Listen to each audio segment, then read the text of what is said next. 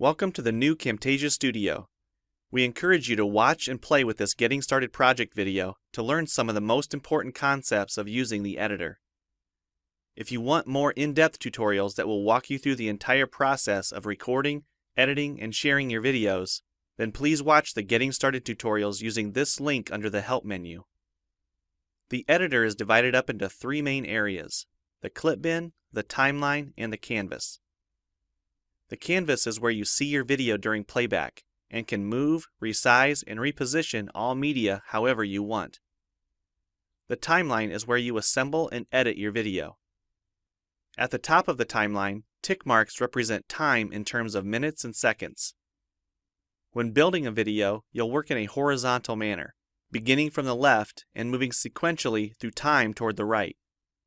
The tracks are layered on top of each other, so media you add on higher tracks is viewed on top of media on lower tracks in the canvas. For example, this callout is placed on top of the video track on the timeline, and therefore is on top of the screen video on the canvas. If I drag the video track on top of the callout on the timeline, the callout is now hidden behind the video on the canvas. Use the zoom slider to magnify the view of the timeline. This is very helpful when making precise cuts and selections, like removing ums in your audio. New media can be dragged and dropped on an existing track, or a new track is automatically created when media is dropped at this location at the top of the timeline. To change the position of a clip on the timeline, just drag it.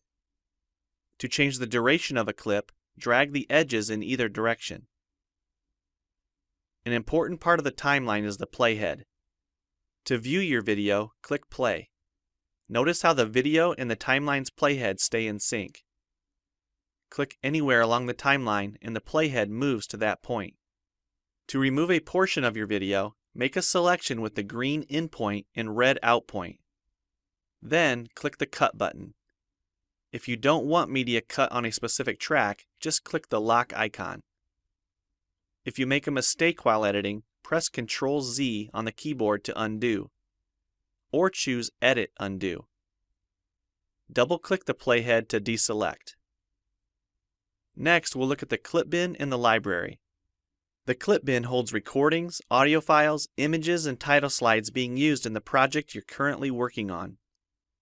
The library stores video clips, intros, callouts, title slides, and other media assets you want to use from project to project. It is pre-populated with professional content you can use in your videos. You can download more media from our website by clicking this link. You'll find a lot more music, callouts, and animated titles to use in your projects, and it's all free. Once you find something you like this callout for example, just drag it to a track on the timeline and resize and reposition it as needed. Double-click the callout on the canvas to open the Callouts tab and edit the text, or change any of the text properties like color or size. You can find a number of other callouts to use in your projects by expanding this Shapes menu. You've probably noticed the video zooming in and out at times, for example here when it's zooming into the timeline. To learn more about adding and customizing zoom and pan animations to your video, check out the other Getting Started tutorials on our website. We've talked about some of the tabs already, but be sure to explore the others for adding and editing special effects. If they don't all show up as tabs, click on the More tab to explore others, like the speech-to-text capabilities and captions, and the improved quizzing. Also, transitions can now be dragged directly to the timeline and added on top of clips.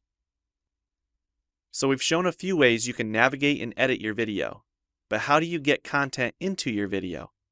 To make a new screen recording, click the Record the Screen button. If you already have an audio or video recording you'd like to use, click the Import Media button. When you're done with your video project, you'll need to click the Produce and Share button to create a shareable video. Expand this menu to see a variety of presets. We have a new video player that plays back your MP4 video and includes other interactive features like table of contents, closed captions, quizzes, and even hotspots. These features are available when hosting your video on TechSmithScreencast.com or the video and player on your own web server. This player provides playback on multiple devices with just one video, whether it's a phone, tablet, laptop, or desktop computer. Well, it's time for you to try Camtasia Studio for yourself using the content on the timeline, or better yet, create your own. We have lots of free tutorials on our website, and I recommend you begin with the Getting Started series. Also, the help file inside Camtasia Studio tells you how to use each of the Camtasia Studio features and applications. One last thing, if you ever want to open this Getting Started project again to view or practice with, use this link here. Thanks for watching, and we hope you enjoy Camtasia Studio.